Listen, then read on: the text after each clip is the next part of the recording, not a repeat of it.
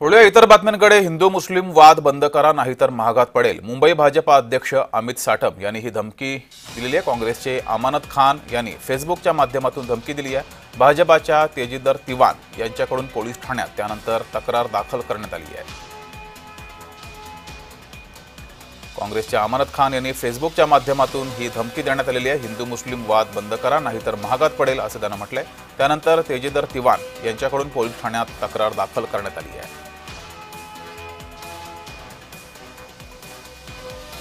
मुंबई भाजपा अध्यक्ष अमित साटम यांना ही धमकी देण्यात आली आहे।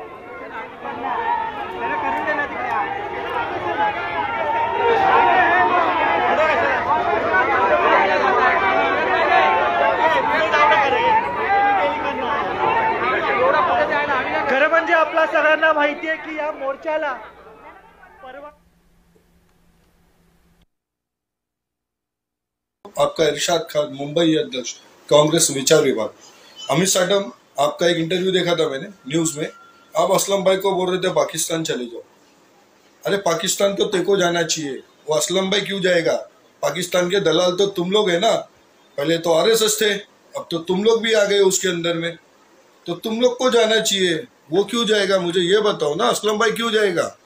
और ये हिंदू मुसलमान करना बंद करो। और कोई मुद्दा नहीं है क्या आप लोग के पास इलेक्शन में? हाँ, मुसलमान है तो पाकिस्तान चले जाए। वो क्यों जाएगा पाकिस्तान? पाकिस्तान जाना तो तेको चाहिए। आइंदा ये लैंग्वेज यूज मत करना। मुंबई अध्यक्ष तू तो उसकी तमीज में रहना। आइंदा ये लैंग्वेज यूज मत करना। कांग्रेस के कार्यकर्ताओं को कमजोर मत समझना, नहीं तो ऐसी जगह आके मारेंगे समझ में भी नहीं आएगा आपको। ठीक है, आज आखिरी टाइम बोल रहा हूँ, हमारे कोई भी नेता और कोई भी कार्यकर्ता को कुछ मत बोलना, नहीं तो फिर ऐसा हो जाएगा कि बैंड्रा में घुसना पड़ेगा हम लोग को। बाद में कोई बचाने वाला भी नहीं रहेगा। ये याद रखना। आइंदा हिंदू मुसलमान मत करना और ना ही मुंबई को हिंदू मुसलमान में बांटना। बात करना जरा अच्छे से करना, ठीक है। लड़ाई लोढ़ा की और असलम भाई की वो देख लेंगे, बीच में दल्ला तू मत बन, ठीक है। यह आखिरी बार बोल रहा हूँ तो को, और मैं इसके बाद बोलूंगा नहीं देखो, ठीक है। तो इतना समझ के ले, और बोल रहा हूँ आखिरी टाइम हिंदू मुसलमान नहीं करना तो नहीं करना, नहीं तो बर्दाश्त नहीं करेंगे हम लोग। याद रख। आपका इरशाद खान, मुंबई अध्यक्ष। असलम शेख समर्थक अमानत खान ने कल रात को फेसबुक के माध्यम से पब्लिक डोमेन में जाकर भारतीय जनता पार्टी मुंबई के सम्माननीय अध्यक्ष आमदार श्री अमित साटम जी को जान से मारने की धमकी दी।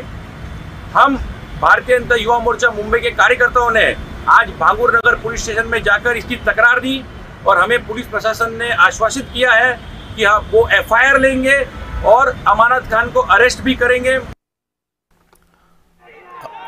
अधिक माहिती घेऊया। आपले प्रतिनिधी महेंद्र जोईल आपल्या सोबत जोडलेले आहेत। महेंद्र, एकीकडे अमानत खान यांनी फेसबुकच्या माध्यमातून अमित साटम यांना धमकी दिलेली आहे आणि त्यानंतर युवा भाजपाकडून त्या संदर्भात गुन्हा दाखल करण्यात आला। अधिकची माहिती। जगदीश, एकीकडे जर आपण पाहिलं तर अमित साटम यांनाही धमकी देण्यात आली होती। त्याचबरोबर भारतीय जनता पार्टीकडून या विरोधात पोलिसात पण तक्रार नोंदवण्यात आली आहे। आणि दुसरीकडे जर पाहायला गेलं तर महाराष्ट्राचे जे कॅबिनेट मंत्री मंगल प्रभात लोढा यांनाही जे येथे कुटुंबाच्या जनात घेऊन आणण्याची धमकी आहे तीही एकीकडे असलम शेख यांनी दिली होती। या आरोपावरून जे येते एकीकडे मालवणी मालाड या ठिकाणचं वातावरण आपल्याला पाहायला मिळतं आणि मालवणी फायर ब्रिगेड या ठिकाणी जे ते भारतीय जनता पार्टी, भारतीय जनता मोर्चा युवा आणि मुंबई काँग्रेस हे जे ते आंदोलन करणं पाहायला मिळत आहेत। एकंदरीत असलम शेख यांच्या कार्यालयावरही ते आंदोलक जे ते जाताना पाहिलं गेलं, त्या आंदोलनाची ती सुरुवात होणार आहे। जी, मात्र महेंद्र, एक दिवसापूर्वी सुद्धा या ठिकाणी आंदोलन केलं होतं। अमित साटम यांच्या कार्यालयासमोर हे आंदोलन काँग्रेसकडून करण्यात आलं होतं। नेमका मुद्दा काय आहे? एकंदरीत जर पाहायला गेला तर जगदीश, असा मुद्दा आहे की अर्णव नावाचा जो मुलगा आहे त्यांनी आत्महत्या केली होती ट्रेनमध्ये, लोकलमध्ये, त्याच्याबरोबर वाद झाला होता। त्या वादानंतर जे ते एकीकडे हे प्रकरण आपल्याला पाहायला मिळालं आणि त्याचाच मुद्दा आहे तो राजकीय पक्षांनी घेतला आणि त्यानंतर जे ते अमित साटम यांनी जे ते यांच्या कार्यालयावर काँग्रेसने आंदोलन केलं होतं आणि त्यानंतर ते अमित साटमांनी जे ते याला उत्तर देण्याचा प्रयत्न केला आणि यामध्ये भारतीय पार्टी मोर्चा आणि युवा मोर्चाकडून जे ते आंदोलन करण्यात आलं आणि आंदोलन जे ते असलम शेख यांच्या विरोधात असणाऱ्या असलम शेख यांच्या कार्यालयावरही हे आंदोलक या ठिकाणी जाताना पाहायला मिळणार आहेत। एकीकडे पाहायला गेलं तर आता मालाड मालवणी फार्मगेट या ठिकाणी जे ते भारतीय जनता पार्टीचे जे ते कार्यकर्ते मोठ्या संख्येने पाहायला मिळतात आणि भारतीय जनता पार्टीच्या पक्षाकडून जे ते प्रभू रामांचे फोटो असलेले जे झेंडे आहेत ते आणि एकीकडे बॅनर आहेत ते या ठिकाणी झळकवले जात आहेत। या ठिकाणी पोलिसांचाही तगडा बंदोबस्त लावण्यात आलाय। जर पाहायला गेलं तर आता हा राजकीय मुद्दा जो आहे तो बनून आलाय। मुंबई महानगरपालिका निवडणुका ज्या आहेत त्या अनुषंगाने सर्वच राजकीय पक्ष यामध्ये आता मराठी अमराठी अशा मुद्द्यावरती राजकारण करताना पाहायला मिळतंय। जी, मात्र महेंद्र, अर्णव प्रकरणी अमित साटम यांनी हिंदू मुस्लिम असं काही वक्तव्य केलं होतं का?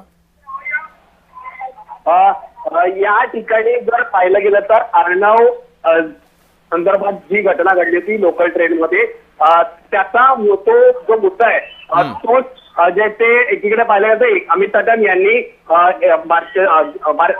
ठाकरे बंधू आणि काँग्रेस यांच्यावरती निशाणा केला होता की भाषिक प्रांतिक जो वाद आहे तो निर्माण केला जातोय आणि त्या विरोधात काल अमित साटम यांनी मुंबईत बाळासाहेब ठाकरे यांच्या स्मृतीस्थळाजवळही आंदोलन केलं होतं आणि सुबुद्धी द्यावी अशीही ज्याची मागणी केली होती आणि त्यावेळेस असलम शेख यांनाही जे ते त्यांनी धमकी दिली होती। त्याच विरोधार्थ काँग्रेसने काल अमित साटम यांच्या कार्यालयावरती आंदोलन केलं होतं आणि आज जे ते मंगलप्रभात जोडा असतील यांनाही धमकी देण्यात आली होती आणि अमित साटम यांनाही धमकी देण्यात आली। त्यामुळे भारतीय जनता पार्टीचे कार्यकर्ते एकंदरीत जे ते असलम शेख यांच्या विरोधात आंदोलन करताना पाहायला मिळतात। जी, मात्र महेंद्र, आता भारतीय जनता पार्टी आणि काँग्रेसचे कार्यकर्ते हे आमने सामने येण्याची शक्यता आहे। पोलिसांचा बंदोबस्त त्या ठिकाणी तैनात केलाय?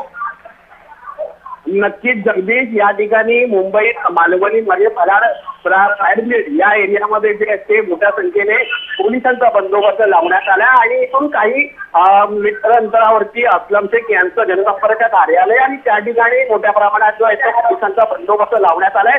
कुठलीही जी ती घटना घडू नये यासाठी पोलीस ते मोठ्या संख्येने या ठिकाणी उपस्थित आणि या ठिकाणी असलम शेख यांच्या विरोधात जी घोषणाबाजी होताना पाहायला मिळते। जगदीश जी, महेंद्र, या प्रकरणी मात्र आता अमित साटम किंवा असलम शेख यांच्या काही प्रतिक्रिया समोर आल्यात? अद्याप तरी याबाबत काही प्रतिक्रिया नाही, मात्र आंदोलन हे जे ते तीव्र होण्याची शक्यता आहे आणि हे सर्व आंदोलक आहेत ते असलम शेख यांच्या कार्यालयासमोर जाऊन काही त्या हे पाहणं महत्वाचं असणार आहे। सध्या आपण पाहिलं तर जे आंदोलक आहेत त्यांना पोलीस गाडीमध्ये नेताना दिसत आहेत। या सर्व भारतीय जनता पार्टीच्या आंदोलकांना आपण पाहिलं तर गाडीमध्ये जसे घेऊन जाण्याचं काम चालू आहे। त्यामुळे ही जे ती अशी घटना घडू नये, कायदा सुव्यवस्थेचं पालन व्हावं यासाठी या आंदोलकांना या ठिकाणी ते पोलीस स्टेशनकडे घेऊन जाण्यात येत आहे। जी, मात्र महेंद्र, एक दिवसापूर्वी आपण पाहिलं काँग्रेसच्या कार्यकर्त्यांना सुद्धा पोलिसांनी ताब्यात घेतलं होतं, आता भाजपाच्या कार्यकर्त्यांनी ताब्यात घेतलेलं आहे। काय नेमक्या घोषणाबाजी हे कार्यकर्ते करतायत?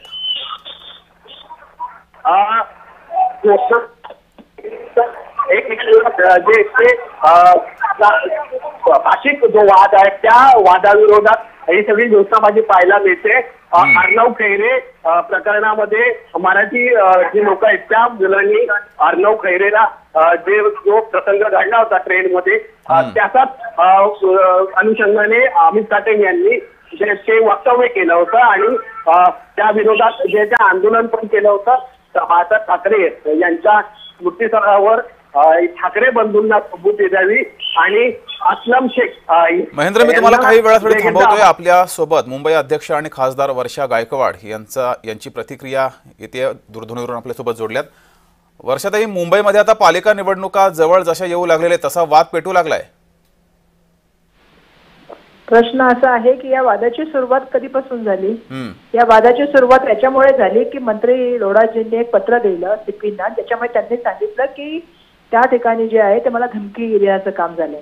मी सातत्याने सांगते की पत्रकार तुम्ही सगळेजण आहात आणि जनता सुद्धा आहे, तो व्हिडिओ जर बघितला तर त्या ठिकाणी कुठल्याही तऱ्हेची धमकी त्यांना देण्याचं काम असलम शेख यांनी केलं नव्हतं। आता राहिला प्रश्न असा आहे की त्या जमिनीवरती 400 झोपड्या तोडल्या आणि ती जमीन जी आहे ते लोढांना त्यांच्या मुलाच्या डेव्हलपमेंटसाठी जी पाहिजे आहे, ही लढाई त्यांची जमिनीसाठी आणि आमची लढाई ही लोकांसाठी।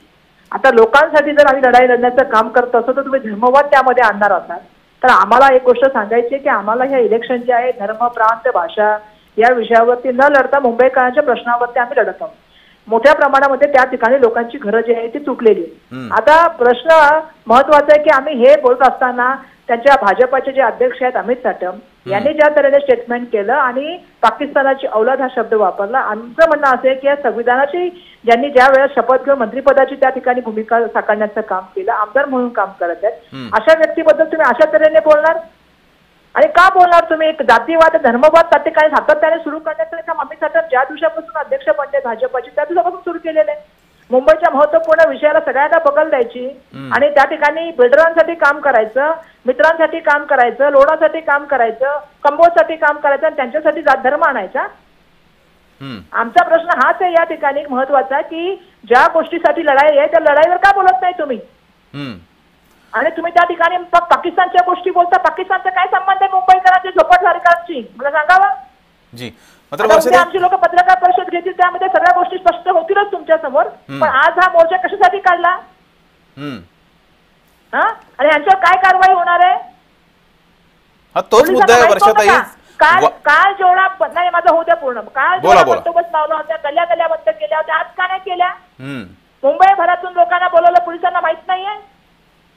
पोलीस कोणासाठी काम करतात? या राज्यामध्ये 2 कायदे आहेत का? की विरोधकांना एक कायदा आणि सत्ताधाऱ्यांनी एक कायदा?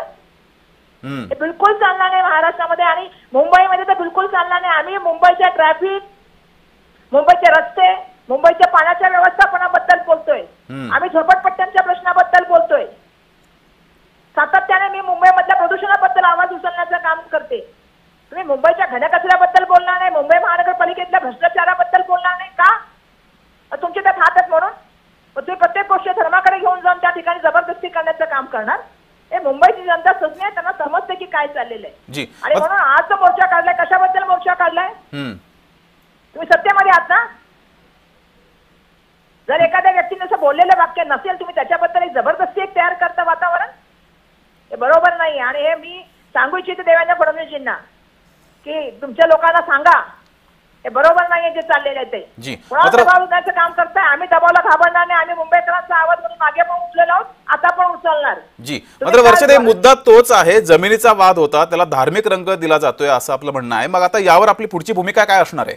आमची भूमिका आहे, आम्ही त्या झोपडपट्टी धारकांसाठी लढणार. लोढा त्यांच्या मुलासाठी लढतात, आम्ही झोपडपट्टी धारकांसाठी लढणार. त्याच वेळी मागच्या वेळेला पण आमचा जो वाद झाला तो बीएमसी शाळेच्या संदर्भात झाला, तुम्हाला माहिती असेल मालवणीच्या.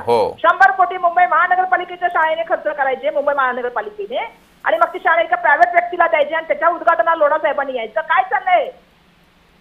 म्हणजे आमच्या सगळ्या गरीब माणसाला शिकायचंच नाही, झोपडपट्टीतल्या माणसाला राहायचं नाही, फक्त लोढाने राहायचं आणि त्यांच्या मुलांनी डेव्हलपमेंट करायची आणि कोणाच्या प्रायव्हेट व्यक्तीला द्यायचं? काय चाललंय हे चालणार नाही. आमची लढाई आम्ही सातत्याने पुढे पण काळामध्ये चालू ठेवू. ठीक आहे, धन्यवाद वर्षाताई दिलेल्या या प्रतिक्रियेबद्दल. तर भाजपा युवा मोर्चानं हे आंदोलन केलेलं आहे, मात्र हे आंदोलन आता चिघळलंय.